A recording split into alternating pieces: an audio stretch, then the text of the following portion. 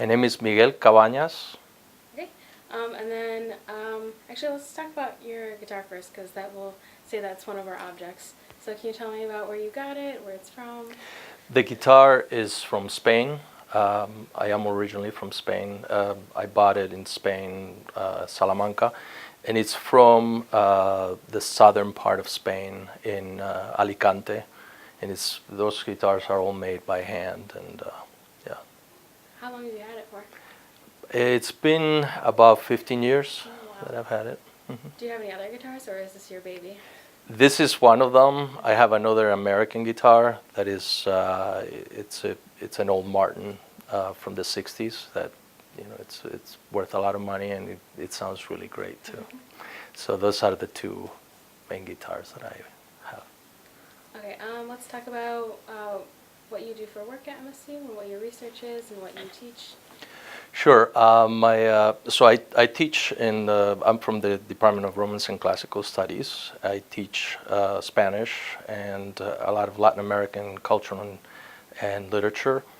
But I also research Chicano Latino studies and global studies. And some of some of the things that are related to music, I teach a class called Music and Globalization here at MSU, and it's all about Latino music, basically, Latin American and Latino music. I research, right now I'm working on a book that it deals with popular cultural representations of the war on drugs. And so that includes also music and film and other things like telenovelas and soap operas in Spanish and things like that. When did you come to MSU? Came to MSU in 2002. I had a previous job at the College of the Holy Cross in Massachusetts, and then I came here. And so since 2002, I've been here. It's a long time. So you seem really involved in the community in Lansing with the music that you play with your band Cuatro Sur. Did you find it was hard to carve out a space for yourself in the Latino community since you come from Spain? It is. I think Lansing is very. It's hard to find spaces. I think communities. So it takes a while. I participated with different festivals in town. So Renegade Theater, for example, they have it in Old Town, and I've participated in the summer concert series. But also, one of the ones that I thought it was really connecting me with a larger community was the Winter Singing Festival that happens in February. And I used to give workshops about Spanish music and stuff like that there. And but the Latino community is very amorphous in Lansing, so it takes a while to kind of know people. But there's only a few of us, I guess. It wasn't. I mean, I think it's an organic process. When you start meeting people and getting to know who the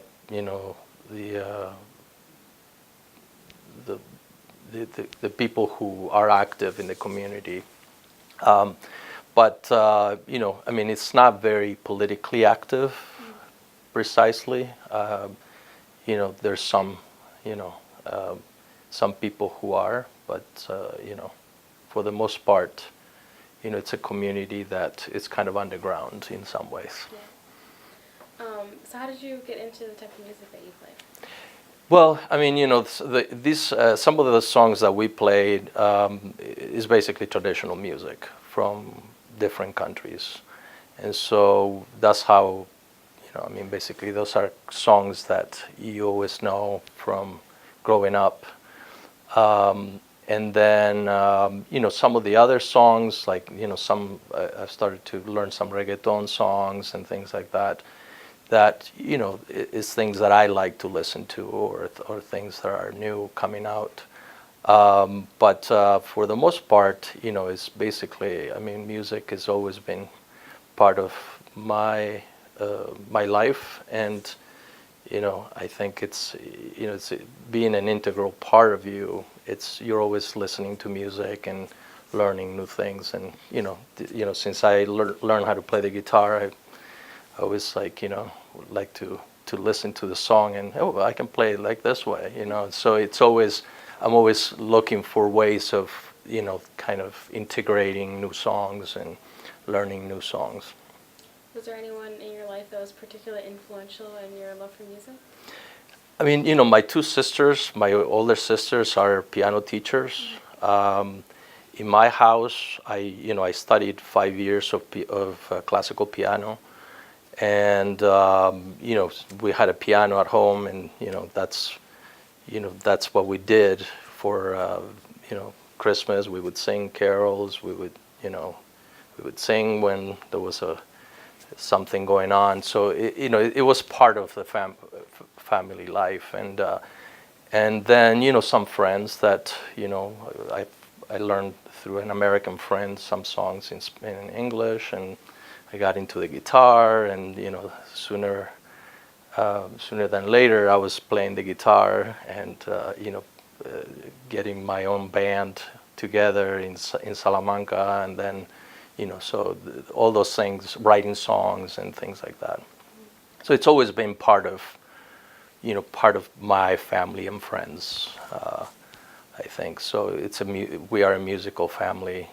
I spent 1 year in Wisconsin too, and with the family that I stayed with, the Mishes, were very, very much into music. I participated in band. I learned how to play trombone. It's always been part of who I am, and I think it's also part of the culture in Spain to sing, and when we have get-togethers, people sing, and people like to do those kinds of things. That's something you don't see in other kinds of cultures, I think, but it's very common in Latino cultures, Hispanic cultures. So I was there for a year. I did all the American stuff, but I also, I played songs. I played the guitar in the band. I did all kinds of things that were kind of continuation of that music love, and also the family were very musical. The kids played, bass, they played violin and things like that. So it was very easy for me to kind of continue with those activities as well. And I think I loved that in the U.S., music is in the schools. In Spain or in other countries, it's in conservatories. So you don't have music instruction at school, but you have to go out and learn on your own. So that was really fun, and participating in choir and all these activities that I was in a musical, all kinds of things like that. Did you ever think that during your year you would ever eventually come to live in the U.S. as a professor? No, I had no idea. I mean, really, it was, it was an organic thing that happened. Originally, I wanted to study architecture, so I wasn't going to study languages or, Then I decided to, after my year in Dodgeville, Wisconsin, which is a tiny town, I wanted to study more English literature and American literature, and that's what I did, my undergraduate. Did you do your undergraduate degree in Spain or in the US? Yeah, I did it in Spain. Mm-hmm. Yeah, okay. And then I've done all my graduate work has been done here, basically. Playing music in Lansing, do you ever have any cool fan stories about people maybe never getting the opportunity to see traditional music live, and then they're maybe more elderly people who are very excited that they finally get this opportunity? Oh yeah, it's it's always not long ago, actually this summer we were playing at Renegade Theater Festival, and we, you know, there's a lot of people who are, you know, Latinos who love to listen to this kind of music, Latin music. You know, they never get to listen to it, and so when they were, you know, this was a whole family. You know, the father, the mother, the kid, the uncle, and everybody, and you know, they all started like dancing. They like got up and started dancing, and that usually don't happen at my concerts because people are shy. You know, they don't wanna, you know, do something that, you know, they feel self-conscious, you know, they don't know the music well, or, you know, and it was just a natural thing for them. They were so happy, they were like dancing, and they talked to me afterwards, and, you know, it was, you know, for them, it was a celebration of the songs that they like, you know, the music they like, you know, so I felt, you know, I felt fulfilled by that, you know, that to be able to see, you know, that some people were so, it wasn't just an exotic kind of music, but it was like, it's them, you know, it's like they're dancing because they want to be part of it. That's cool. So do you find that it's more usual for people to recognize your music when you're home in Spain versus like when you're playing festivals or something in the U.S. where not a lot of people dance? Yeah, you know, it's, I think here, you know, Latin music is still very kind of exotic. And so some people like it a lot. They recognize that it's fun music. They like it. They like the sound, but they don't know what it says, right? Or, you know, that kind of stuff. And, you know, when you play in a place where people know the music and they know the traditions, then, you know, it's a totally different ball game. You know, we used to play sometimes in Foods for Living. Sometimes they, you know, they have this music hours in Foods for Living, the store.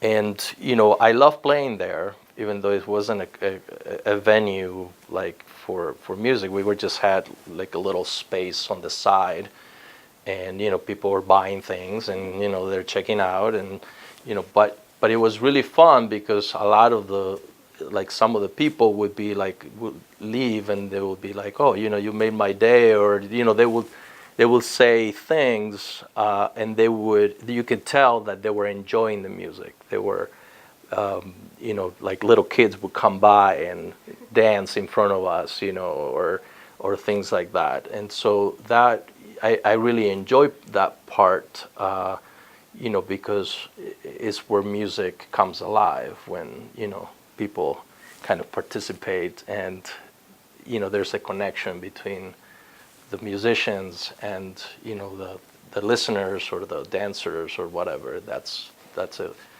a very important communion, right? Of, you know, we're both there, present, and so, you know, those, I never minded playing there because, you know, the workers loved it. They danced, but they were like, you know, doing the grocery packing things, and and so it was part of, you know, it's part of the fun, right? To share that with people and to see that they enjoy it just as much as you do. So, and so that's, you know, I think that was always the pull for me in music. So, you know, what I was saying is that, you know, for me, it wasn't, you know, I never thought music was a way to be I never thought of being professional, you know, professionally making money off of it, and, you know, supporting myself through music. It was always a fun activity, a hobby, something that I like to do with people, something that brought me always together with friends, family, you know, with people that I didn't even know. And, you know, it was always something important for me. And, you know, I know, for example, at the university, people think that, you know, they kind of look down on that, that, I'm an associate professor, but I do music. It's like, well, that's part of what I do, and that's what I love to do. And it's not, I don't want to become a professional, but I like to do that. I like to sing for people. I like to sing for, in gatherings and things like that. So, some people, I guess, is the marketing idea of like, well, if you're not a professional, then you shouldn't be doing these things. But, that's not why I do it. So you used to be in a rock band, right? Mm-hmm. How did you end up playing traditional music? Well, when you're young, that's the music you like, right? Rock, you like, and as you grow older, you start appreciating other kinds of music. And, frankly, I love all kinds of music. It's not that I'm playing traditional doesn't mean that I don't appreciate other kinds of music.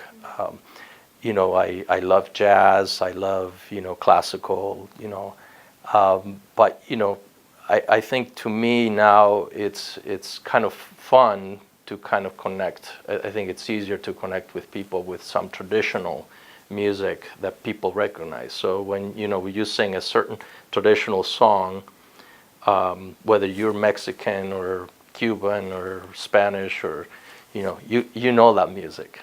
It's a common language.